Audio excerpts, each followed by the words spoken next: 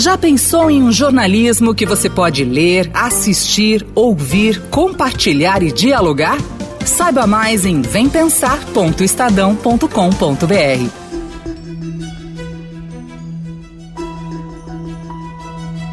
Bolsonaro foi eleito não só pelo seu discurso conservador, mas também pela identificação com a veia liberal do seu chamado posto Ipiranga, Paulo Guedes.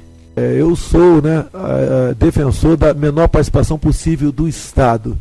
Eu sou liberal, que um país sem economia é um país sem emprego.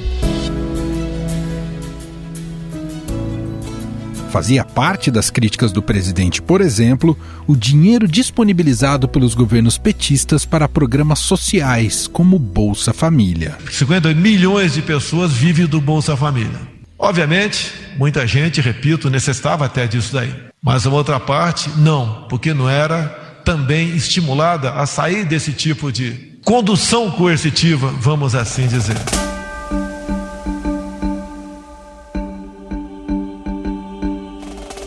Mas algo mudou neste Bolsonaro da campanha eleitoral e do início de mandato. Após a disponibilização do auxílio emergencial de R$ 600 para pessoas que foram afetadas pela pandemia, o presidente passou a saborear algo que era raro até então: um crescimento na aprovação do seu governo. O presidente Jair Bolsonaro teve a melhor avaliação desde que começou o mandato, de acordo com uma pesquisa Datafolha. O levantamento divulgado hoje mostra crescimento da aprovação e queda da rejeição do presidente. Entre os entrevistados, 37% consideram o governo ótimo ou bom. Em junho, esta era a opinião de 32%. E esse crescimento veio de dentro de uma bolha considerada petista em sua maioria, o Nordeste. Que temos todo o potencial que Deus nos deu.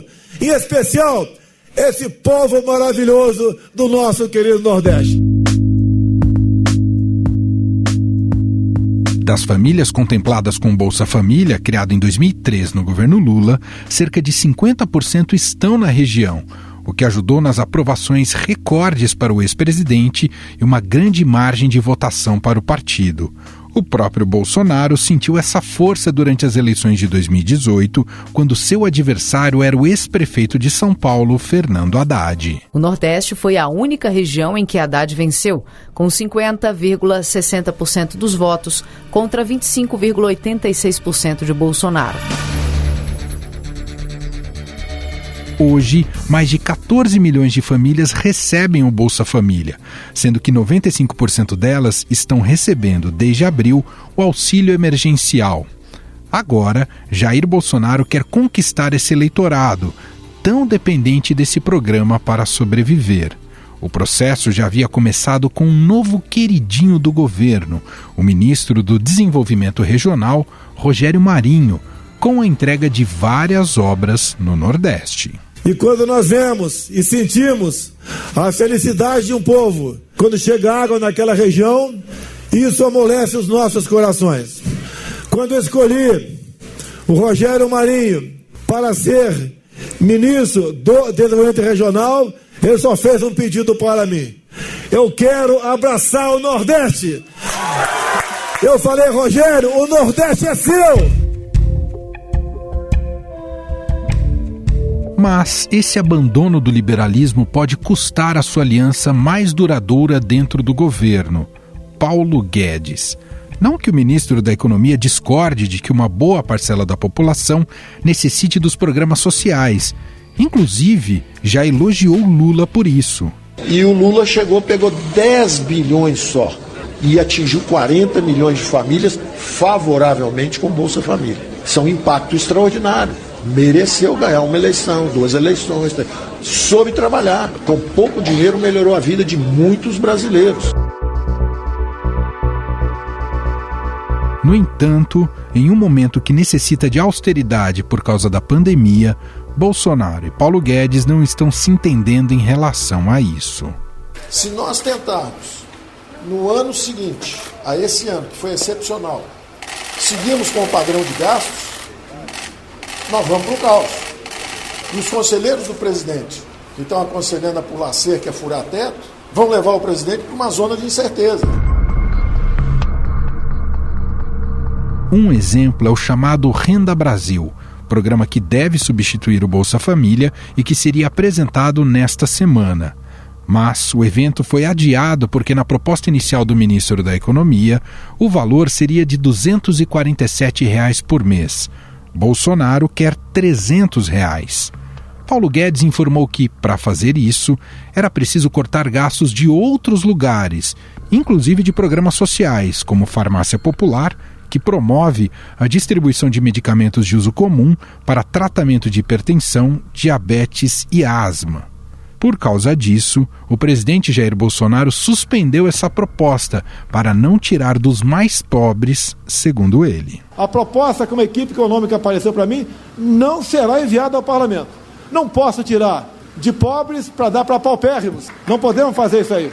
A questão do abono para quem ganha até 2 salários mínimos seria, um 14º salário. Não podemos tirar isso de 12 milhões de pessoas para dar para um Bolsa Família ou um Renda Brasil, seja lá o que for.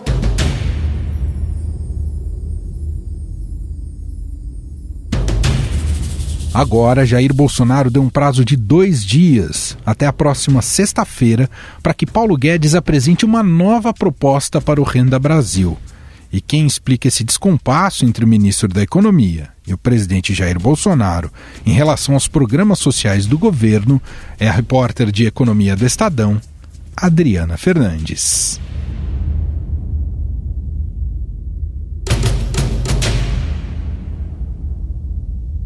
Tudo bem, Dri? Olá, Emanuel, tudo bem? Tudo ótimo. Bom, queria te ouvir um pouco sobre esse embate dentro do governo sobre o que será do novo Bolsa Família, o batizado programa até agora, o Renda Brasil, que tem tido idas e vindas, propostas, críticas. O Paulo Guedes vem apresentando algumas ideias para o Bolsonaro para viabilizar esse Renda Brasil num patamar que satisfaça o Bolsonaro, mas ele não está contente nem com a operação proposta pelo Guedes, tampouco com o valor proposto também até agora pela equipe econômica, né, Dri? Pois é, Emanuel, o presidente Jair Bolsonaro, ele expôs publicamente essa contrariedade com a proposta do ministro Paulo Guedes de abrir espaço para o Renda Brasil, cortando outras despesas, outros gastos, inclusive o abono salarial, de outros programas sociais, reformulando programas que a equipe econômica acha que são ineficientes. A repercussão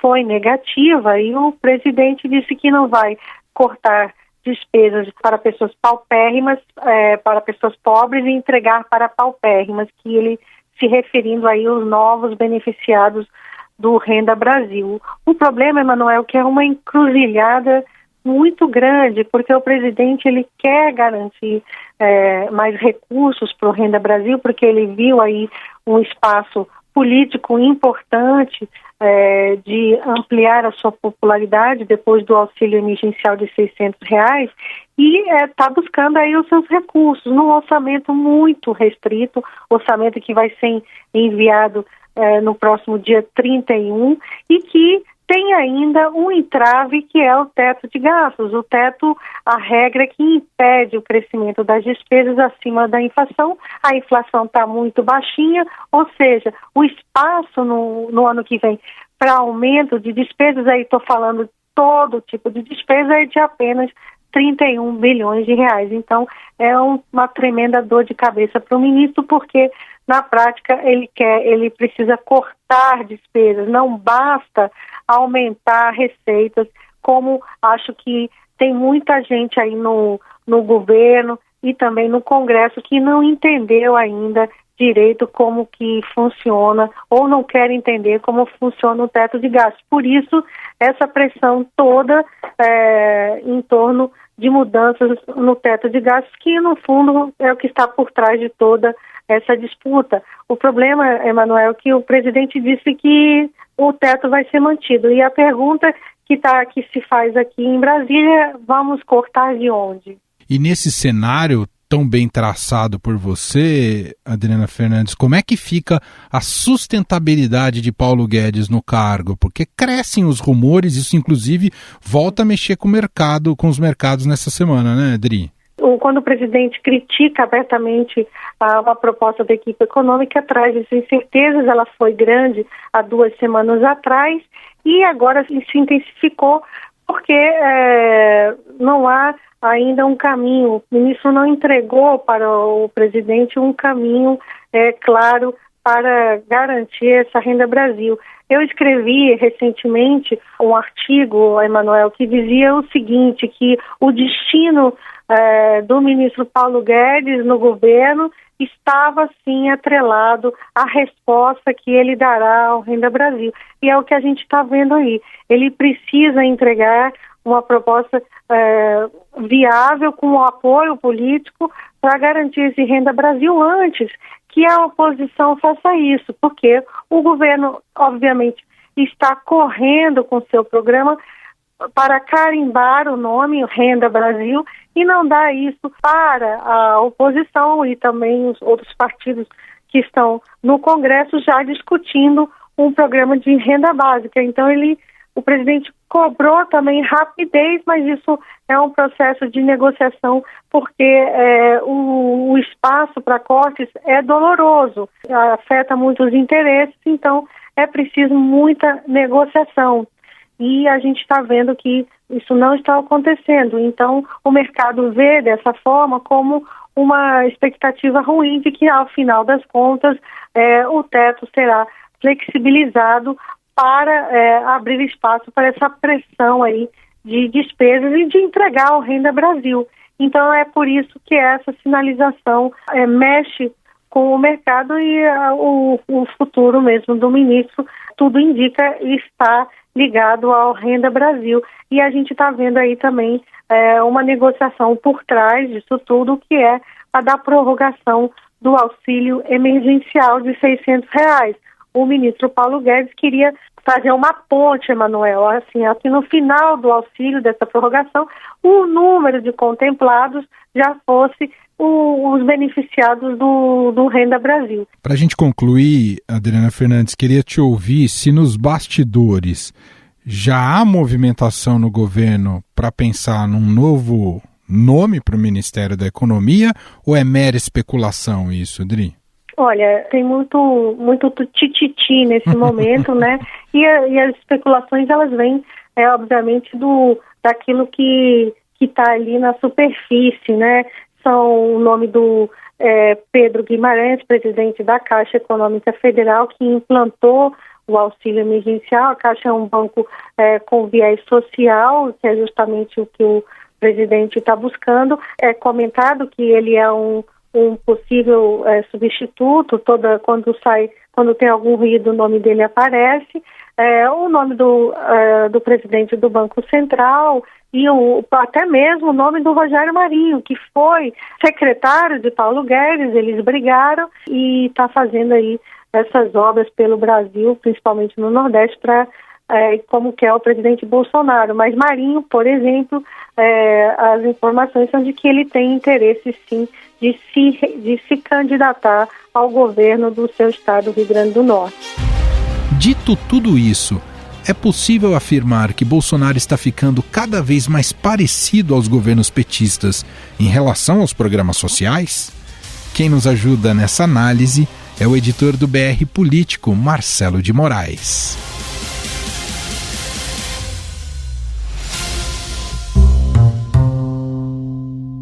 Tudo bem, Marcelo? Como vai? Salve, Emanuel. Tudo bem com você?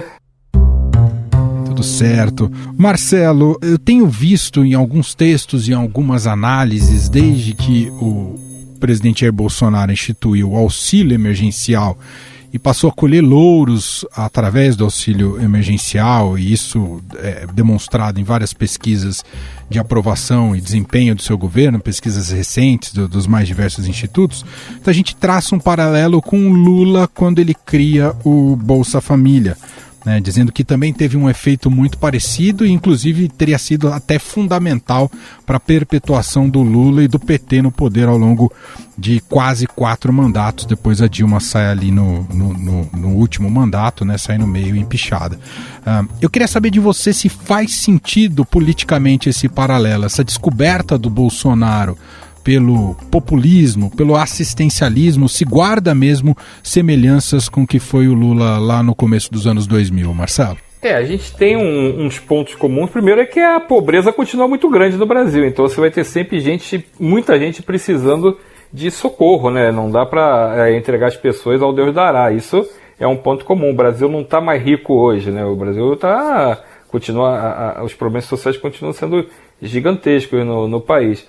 Mas eu acho que agora o Bolsonaro não tinha no radar dele, pelo menos até esse ano, esse tipo de política. Tanto que a política econômica do governo não previa nada disso. Ele não tinha esses programas de assistencialismo, não tinha nada disso no radar, mas se mantinha o Bolsa Família porque é uma coisa que é necessária, você tira pessoas da linha da pobreza. Eu tenho algumas coisas são muito claras para mim que são assistencialismo, outras são programas sociais. Eu acho que o Bolsa Família é um programa social. Ele produz efeitos políticos? Sem dúvida produz efeito político. Mas pode ser que coisas que produzem efeito político não sejam necessariamente negativas. Eu acho que o Bolsa Família foi um programa que você tirou muita gente da miséria. E acho que ele ser mantido tanto pelo governo de Michel Temer quanto pelo governo de Bolsonaro é uma decisão acertada. O que eu acho que precisa ser feito é uma construção para o sujeito sair do Bolsa Família e ser incluído em outra coisa, não ter que depender desse recurso, ele poder começar a ter um emprego, ter acesso a outras coisas. Então, esse é o primeiro ponto. Agora, claro que o Bolsonaro, que estava com a queda dele nas pesquisas acentuada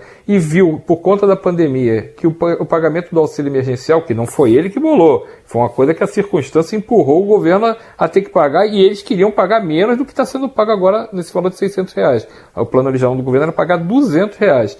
Então ele viu que funcionou em termos de repercussão política para ele, porque a popularidade dele que estava caindo imediatamente começou a inverter essa trajetória. É claro que o Bolsonaro é político profissional, está ali vendo qualquer circunstância dessa, percebeu e realmente partiu para deu um cavalo de pau, a gente pode dizer, né, Manuel? Deu um cavalo de pau no jeito de conduzir esse tipo de programa dentro do governo. Era uma coisa que não tinha espaço e passou a ser praticamente só pensa nisso. São duas coisas que ele pensa, é nisso, e agora ele quer também inaugurar obra, ele quer essa linha mais desenvolvimentista.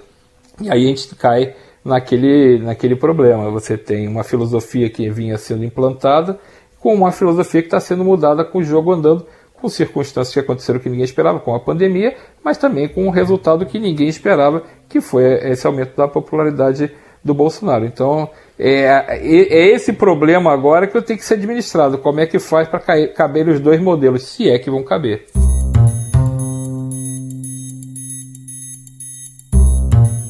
Mais irônico nessa história toda, Marcelo de Moraes, que essa é, por excelência, uma pauta da oposição, da esquerda no país, né? Pensar numa renda básica, numa renda mínima, ainda mais num momento agudo como esse da crise. Claro que o governo precisou agir, dada a circunstância, a gravidade que os efeitos da pandemia na questão econômica e na questão social, mas é o Bolsonaro se apropriando de uma pauta da esquerda que tenta se mobilizar no Congresso, mas não tem sido tão articulado assim, né, Marcelo?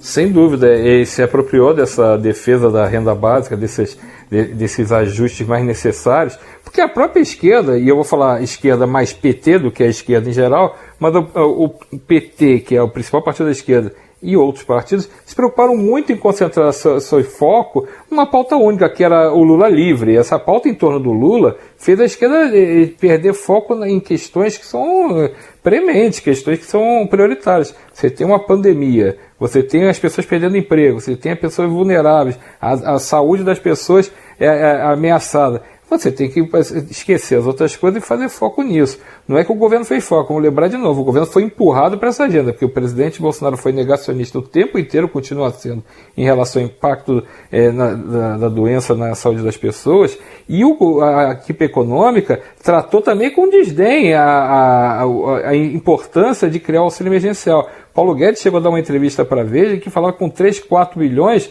eles terminavam o coronavírus. E a gente já está chegando a quase 1 trilhão, lá que ele adora falar 1 trilhão, né? Está quase chegando a 1 trilhão de gastos para poder controlar o impacto, amenizar o impacto econômico da pandemia sobre a vida das pessoas e das empresas. Como é que o Bolsonaro tem feito isso crescer mais ainda? Ele pega programas que são criados pelo PT, pelas administrações petistas. O Renda Brasil que ele quer criar é o Bolsa Família sendo transformado num outro nome para descaracterizar dessa semelhança, para não ficar claro que é o mesmo programa, só que numa nova etapa, um programa do governo petista, e o Minha Casa Minha Vida, que virou Casa Verde e Amarela, que também é um programa do governo petista e que também está sendo transformado com pequenas variantes. Então, o Bolsonaro não só está pegando as bandeiras, como está pegando o mastro, está pegando também o cara que levanta a bandeira, ele está levando tudo. E assim, cabe ao PT, ou à oposição, né, defender o seu legado, apresentando o seu legado e evoluindo o seu legado. Agora, ficar só gritando na janela que está tudo errado, não vai resolver o problema. Lá na ponta, a gente tem cada vez mais gente desempregada, mais gente com problema. Bolsonaro está mirando nessa turma, enxergando, e eu vou falar, ele tem um viés, embora seja necessário, esses programas todos sejam necessários, é claro o viés dele em busca da reeleição. Ele enxergou nesse caminho dos programas sociais um caminho para pavimentar a estrada dele para a reeleição. O que pode significar um abandono dos Faria... Como é que eles falam? Faria Limers, hein, Marcelo? Faria Limers. O que pode significar abandonar os Faria Limers, hein, Marcelo? Então, é uma conta que vai ter que ser paga no caminho, porque, vou repetir, a gente tinha em 2018 uma proposta que foi vitoriosa nas urnas. O Bolsonaro se abraçou na política liberal do Paulo Guedes, ele trouxe essa turma para dentro do governo e era o posto Piranga, ele deixa para eles a condução sem questionar, diz até que não entende disso, e a partir do momento que essa ala desenvolvimentista, que é a que quer tocar obra, que quer ir para a ponta, que quer mais aquelas coisas mais Brasil grande, Brasil em ação, Brasil desenvolvimento, tudo isso faz parte de um projeto mais parecido com o que os militares sempre pregaram no Brasil, inclusive durante o período militar, então, período da ditadura. Então você tem meio que uma mudança de foco que não estava no roteiro dos Faria Limers, não estava no roteiro de muita gente que apoiou o Bolsonaro na campanha. Muito bem. Análise de Marcelo de Moraes, editor do BR Político, brpolitico.com.br, e mais uma vez ele gentilmente participa aqui do nosso programa. Muito obrigado, viu, Marcelo? Obrigado a você, Manuel. Um prazer sempre. Um abração.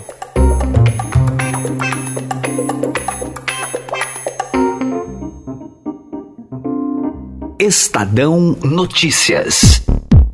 Estadão Notícias desta quarta-feira vai ficando por aqui. Contou com a apresentação minha, Emanuel Bonfim, produção de Gustavo Lopes e montagem de Moacir Biasi. Diretor de jornalismo do Grupo Estado é João Fábio Caminuto. Mande seu comentário e sugestão para o e-mail podcast@estadão.com. Um abraço para você e até mais. Estadão Notícias.